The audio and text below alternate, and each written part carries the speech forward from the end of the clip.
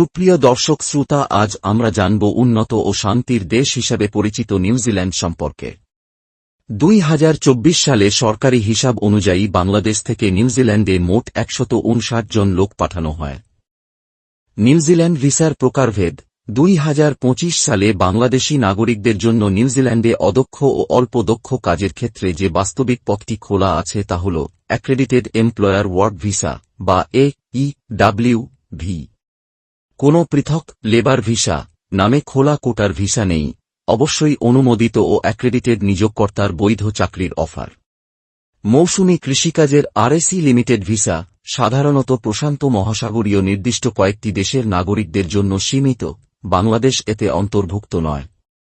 AWV-তে নির্মাণ, ইনফ্রা, মাংস ও সামুদ্রিক প্রক্রিয়াজাত, পরিবহন, ভ্রমণ, অ্যাডভেঞ্চার, পর্যটন, বার্ধক্য কেয়ার ও অনুরূপ ক্ষেত্রগুলোতে কাজের সুযোগ থাকে। কাজের মেয়াদ চাকরির অফারে উল্লেখিত সময় পর্যন্ত দেওয়া হয়। আর নিয়োগকর্তাদের উপর কঠোর দায়বদ্ধতা আরোপ করা হয়েছে যাতে তারা বিদেশি কর্মী আনার আগে স্থানীয় বাজার যাচাই করে এবং কোনো নিয়োগ সংক্রান্ত খরচ কর্মীর উপর চাপিয়ে না দেয়।